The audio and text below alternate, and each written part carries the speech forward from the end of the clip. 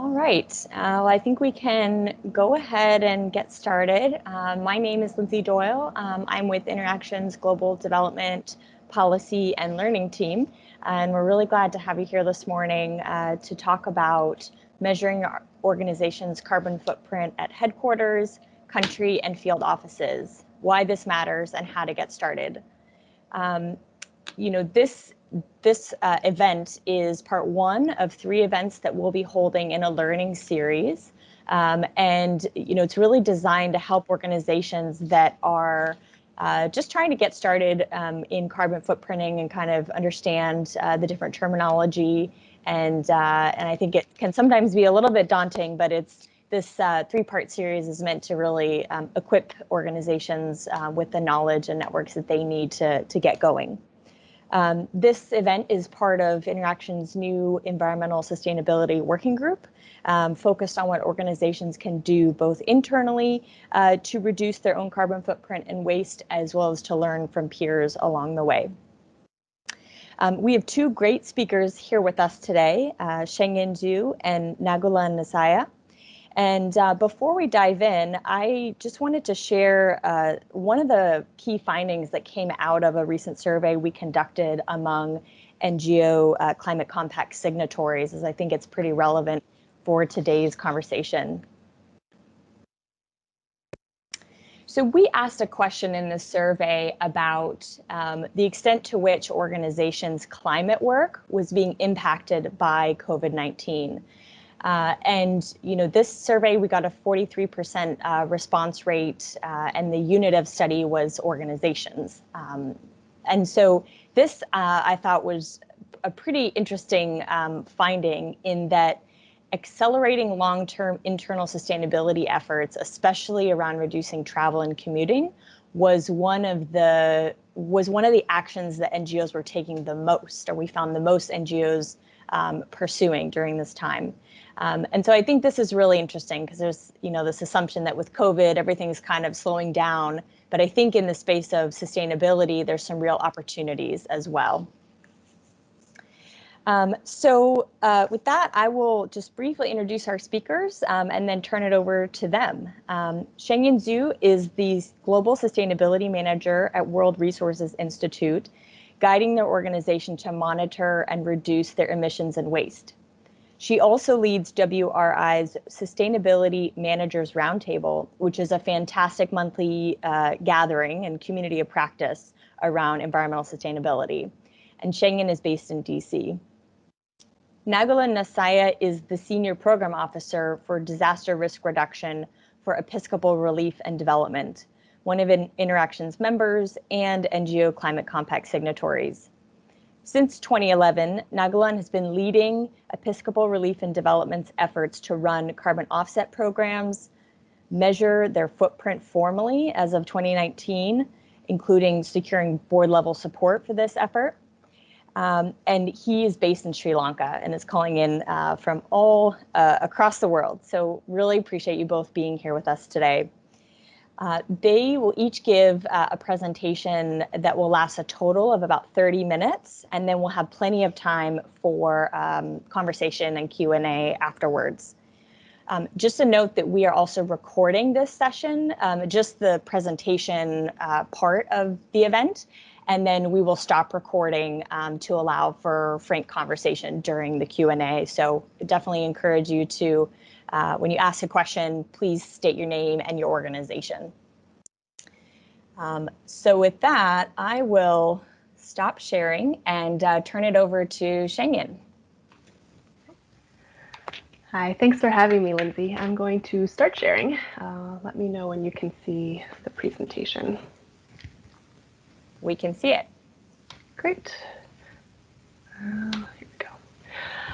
So Lindsay asked me to go over a little bit about GHG emissions inventory and getting started. So if you have any questions, I really am a data nerd at heart. So please put them in the chat window and I'll try and address it as well. I kept this very high level and also really just defining a lot of the terms that we often use. I don't know that it's quite enough to dig in and start doing your own inventory, but I hope it'll give a general sense of what it does include. So starting at the top, GHG emissions inventories, or sometimes called carbon footprints, generally help quantify all of the climate change impacts by giving a representative unit of total GHG emissions. And that can include things like carbon dioxide, methane, nitrous oxide, HFCs, PFCs, and sulfur hexafluoride. Often what will happen with GHG inventories is it'll get consolidated into a carbon dioxide equivalent, a CO2e, so it's a single metric. A lot of different scales of GHG measurements and inventories happen. At the global level, there are actually spot measurements of GHGs in the atmosphere. At the national level, I put up the logo for another one of WRI's tools called Climate Watch, and you can actually see different countries' NDC targets and updates on how they're doing on their GHG emissions reduction targets. So you can get the scale, depending on which countries you operate in, what's happening on that level too. But today we're specifically talking about organizational GHG inventories and the greenhouse gas protocol.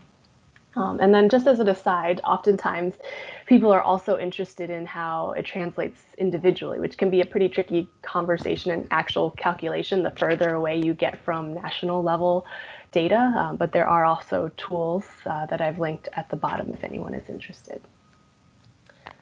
The GHG protocol, it's a pretty widely used accounting standard. WRI and WBCSD developed it in the late 90s, early 2000s with a lot of stakeholder outreach. And the idea around it was to create a standard framework for accounting for GHG emissions within an organization. It's now used by many businesses, governments. There are now adaptations of the protocol for cities and specific sectors. There's even a process now if you're a part of a sector that isn't quite represented and would like to make an adaptation for it, there's a process to make sure that what you're doing is in line with the protocol tools. Essentially, it underpins a lot of corporate GHG reporting programs, a lot of tools that are out there also use the framework. It's not prescriptive. It offers a consistent language, a consistent way of setting boundaries and scopes and activities, and then offers some suggestions for data sources. So in theory, you can use the framework and still have varying results in terms of your inventory based on what your goals are, what your needs are, and what data you can have access to. So some of the tools I've shown on the screen, the initial GHG protocol standard, and then the scope 3 more detailed standard. And I'll go into some of those definitions shortly. Generally, the principles around the protocol are really about relevance. I think sometimes organizations will do a GHG inventory and not really align it to your goals and your strategy. And that's really one of the core pieces of it, that it needs to reflect what your sustainability strategy is, but also your organization's mission and overall goals. Completeness and consistency is one of the benefits of using it. We'll talk a little bit about how, but the consistency of methods, boundaries within your own tracking year to year is a really important element. But then trying to aim for more completeness, so you're not hyper-focused on one activity or one sustainability piece and missing potentially a larger impact activity. And then finally, transparency and accuracy. One of the elements of the GHG protocol is that you're not just measuring this, but you're also sharing this, sharing the data as well as the methods behind it. And accuracy, that's something that I think we often forget, trying to get towards more precision. Accuracy being a little different, we're looking for how well it fits your decision-making goals and how accurate you can get to that.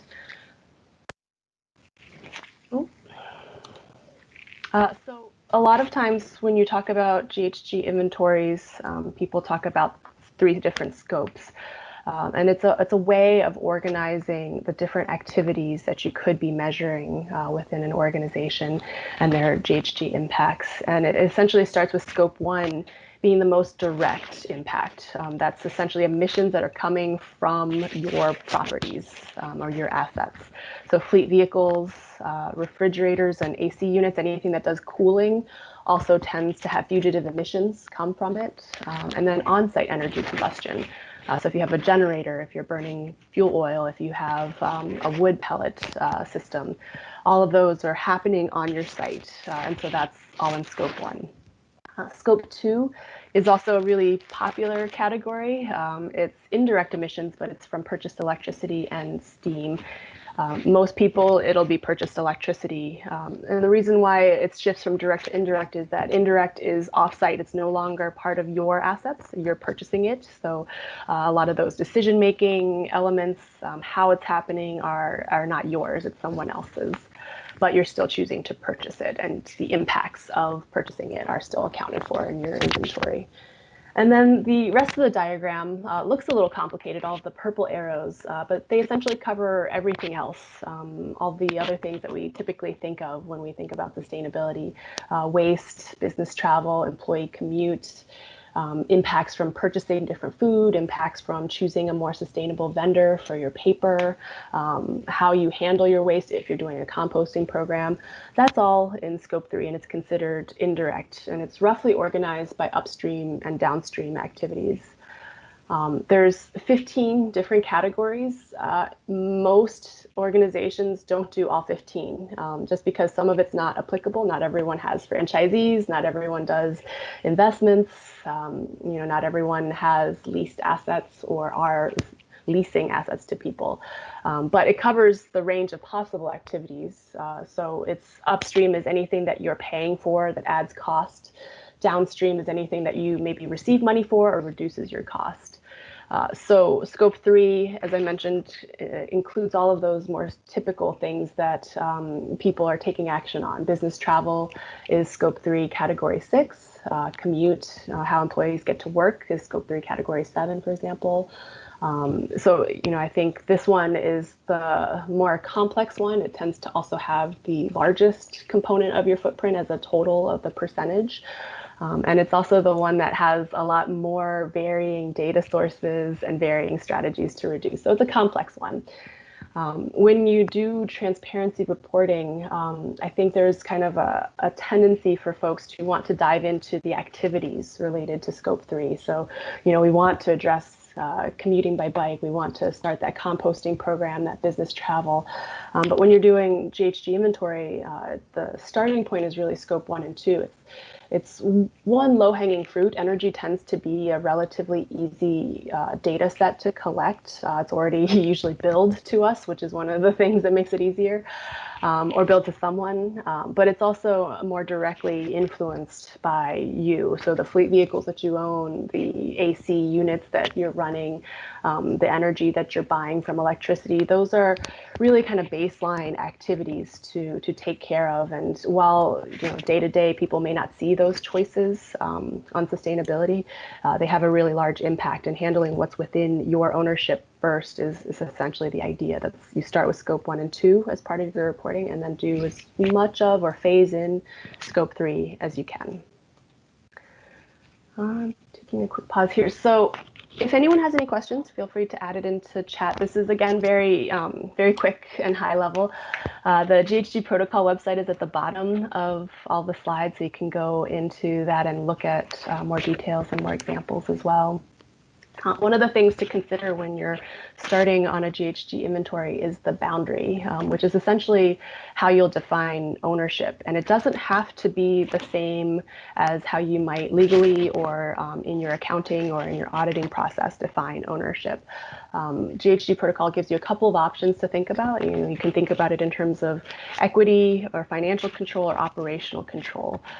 So it may change your footprint then. It's basically you adjusting where the ownership of those emissions happen. So for example, you may think of it in terms of equity. Maybe you have some sort of agreement to have an equity share in a subsidiary in India and your US headquarters, in which case all the energy, the electricity, the on-site emissions will be scope 1 and 2 for both of those offices. But maybe you want to think about it in terms of financial control. Let's say you do kind of share the books with a partner in China, or there's a significant portion of funding that you're providing to that. So you might say, we'll include this partner. Maybe they're not necessarily a legally defined subsidiary of your organization, but because there's a lot of financial exchange, it makes sense practically. In that case, you would then take their energy as well and include it in scope 1 and 2. And then finally, operational control, that's a little bit loosely defined in terms of where you have decision-making control in. So perhaps even if you don't have a huge financial or equity stake in a partner in Africa, perhaps you're making a lot of project decisions together. So it may make sense to also include their operations in your scope 1 and 2. It really depends on your goals. It depends on how you expect the GHG inventory to work for you. And also it depends a little bit on your data. Oftentimes when things are outside of your control, it's harder to get that data. So if they're willing to share as part of an equal ownership situation, that may make sense. Other times, if you can't access that data, it may make sense to push that off into scope 3. So anything that isn't part of your scope 1 and 2, let's say you went and only wanted to consider 3 of your offices, your work with that partner in Africa will still be part of your scope 3 category 1 emissions, for example. So that's what I mean by kind of shifting that ownership of the emissions.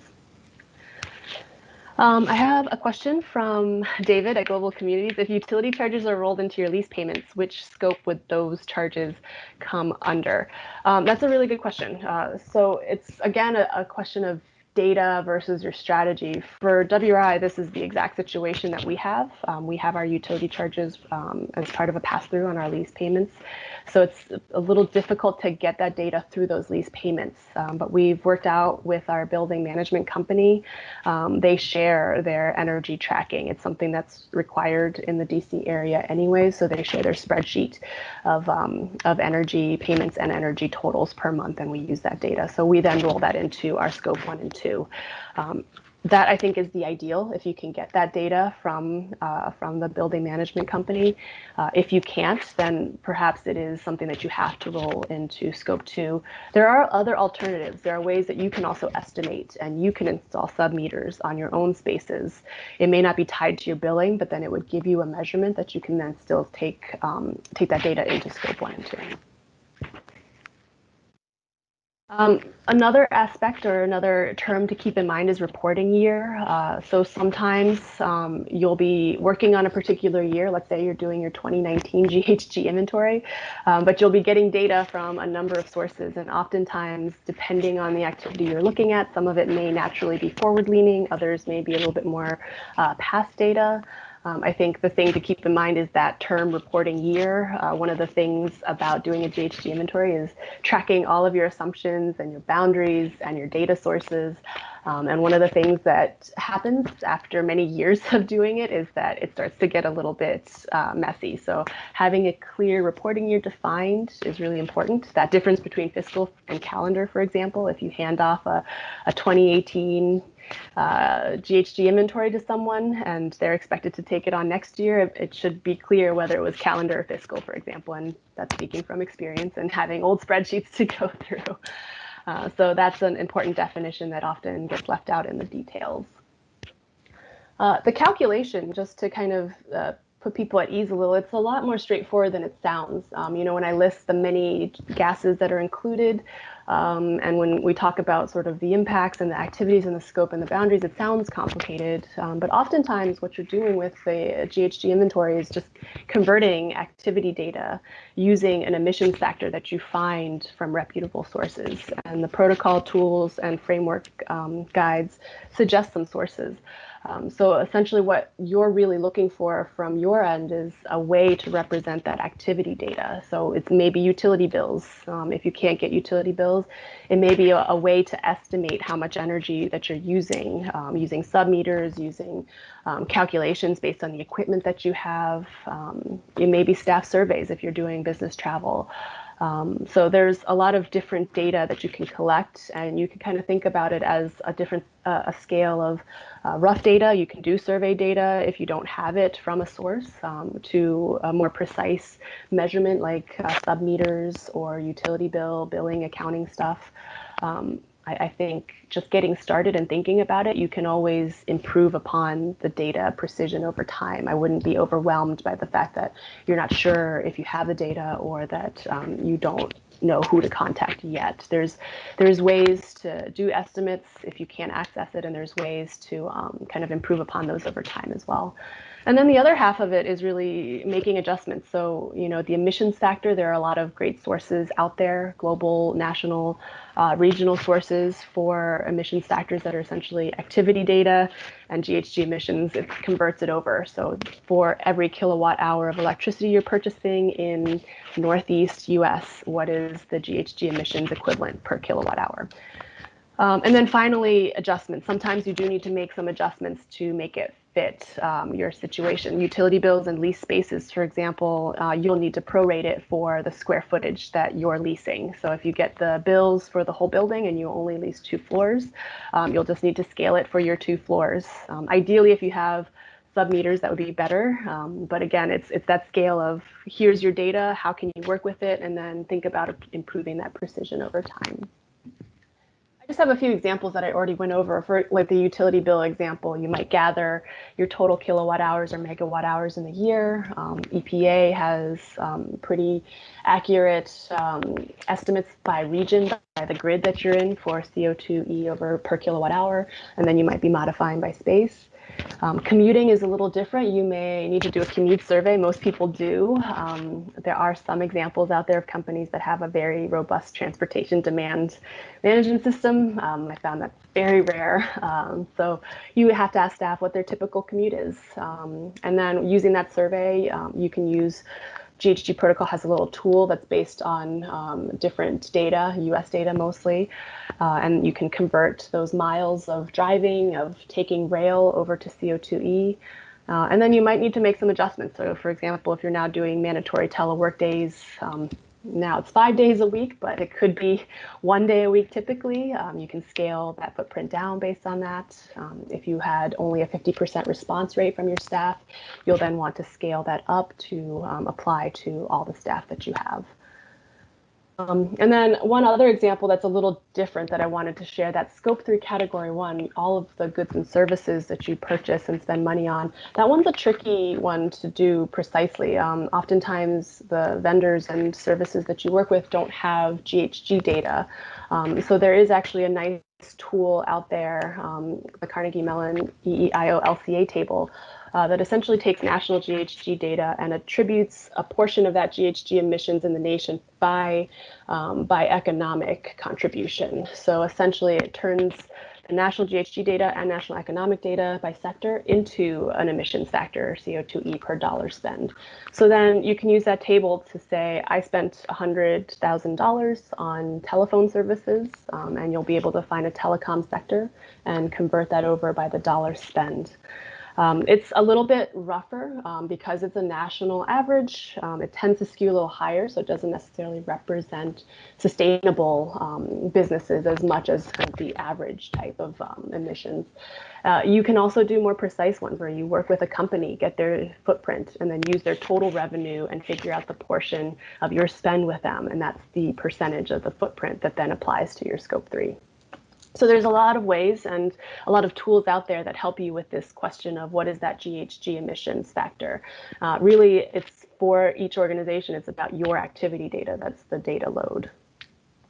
And then to give an example, you can visit WRI's website. I have the link here.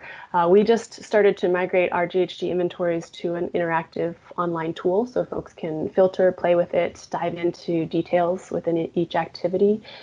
This has been helpful for us to maintain that transparency commitment, but it also lets us reduce some of the lag time in reporting and using the data. And now that it's available, we have a lot of conversations about what's happening here. The black line is our GHG emissions target. We set emissions reduction targets in 2010 for 2020. And we oftentimes use this data then to check in on our progress, make a case for specific actions, make a case for specific funding, priorities for what we need to do to reduce our emissions, and then also celebrating things that we have achieved, like our Scope 2 electricity, that's the purple bar in these stacked bars. We achieved a 50% reduction of electricity emissions in 2019, so a little bit before the pandemic.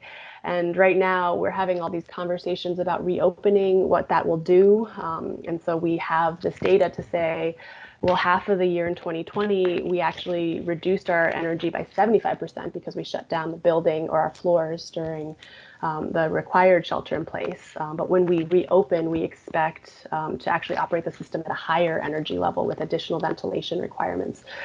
So it allows us to make some estimates of what that energy intensity will be for the year of 2020 and 21. And I think it then helps quantify some of the issues that people talk about. Like a lot of people were concerned about, well, we hear we have to run all outdoor air now. Won't that really kill our GHG targets?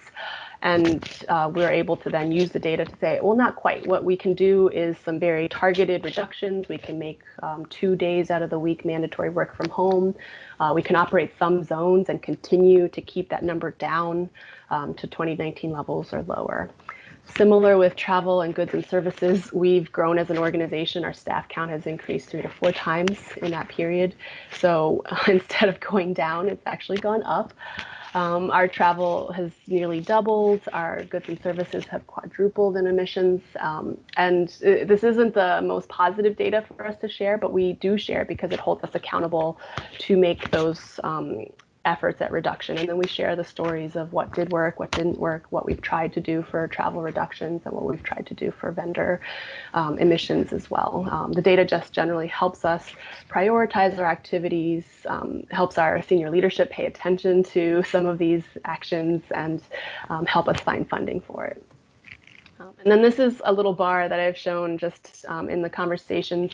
A lot of folks at my work like to joke that 2020 we won't have any emissions, and so that we don't need to worry about sustainability. And I think Lindsay's survey also highlighted that actually there's a lot we can do, and it's actually a great period of time for us to reflect on how we can move forward in a different way and challenge some of the assumptions that we've had before at this kind of accelerated rate of growth. And so, we have had this crazy shutdown, but in reality, our emissions haven't dropped enough to even get to our 2010 targets. So it's a great starting point for conversation for people to take it more seriously, that, they think it's a lot lower than the reality, and there's still a lot for us to do. And then this slide summarizes some of the reasons organizations may consider GHG inventories. I think it really depends on your mission, how your senior leadership sees sustainability in GHG emissions inventories. Some may see it more from a compliance and risk management standpoint. We've actually seen funders ask for GHG inventory or environmental policy information. C40's funding proposal asked for it. Some of the multilateral funding, especially coming out of Europe, is asking for it. We're now reporting our GHG inventory on sam.gov. So it's becoming more of a requirement in some of the funding proposals. In the financial sector, too, you're seeing SASB and ESG reporting becoming more and more standard, looking for that kind of information, not just environmental, but social and governance factors as well. So it's happening all around, and it's no longer kind of this nice to have element. So that may be a compelling argument for leadership.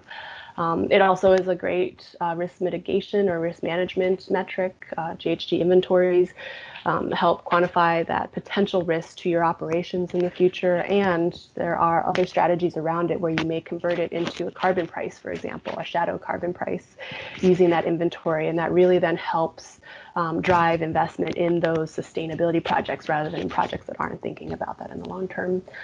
For WRI, it's been a lot about credibility. Our work, our mission is about the environment, and there's been a lot more attention to our own impact and being seen as potentially hypocritical to that. And so I think that's one of our elements of it that resonates with our senior leadership more.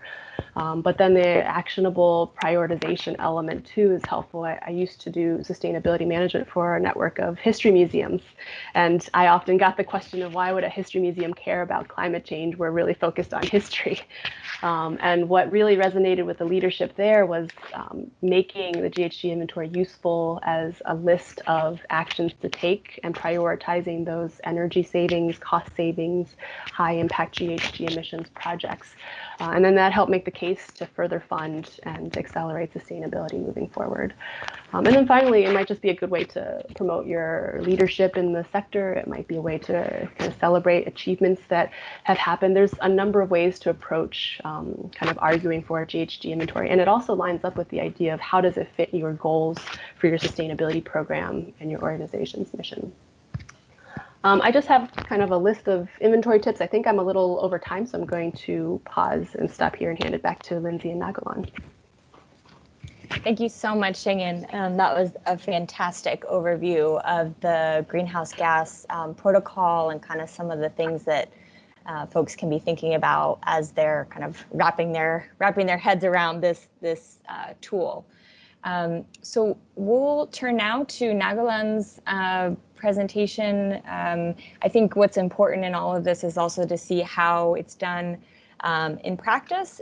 There's a lot of ways that organizations go about doing their carbon footprint work. And so throughout this learning series, we'll be kind of raising examples of organizations that have already done it to kind of hear from them about their lived experience doing it. So I will turn it over to Nagulan to share the story of Episcopal Relief and Development. Thank you. Thanks, Lindsay, and thanks, Shengyin, for the opportunity to present on our organization's journey to becoming carbon neutral. We haven't gotten there yet, but I'll describe our process thus far. You can all hear me, right? Great. So Episcopal Relief and Development, we began our journey 10 years ago in 2010 when we began conversations with one of our global partners to explore a carbon sequestration project. We adopted our asset-based model to build on the existing environmental stewardship portfolio. And those conversations led us to launching a carbon offset project in 2011. And at that time, in 2011, we only started offsetting airline emissions. So that falls under Shengyin Scope 3. And we have been doing that since. Episcopal Relief and Development works very closely with our organizational travel agent for accurate reports to capture our footprint. And then that's how we use to offset just the airline bit. The project we began in 2011 was tree planting, and tree planting can be effective as long as the methodology avoids monocultures, doesn't displace people in their livelihood, and strengthens land management. In 2011, we added a methodology called alternate wetting and drying, which addresses water management techniques, mainly in cultivating rice.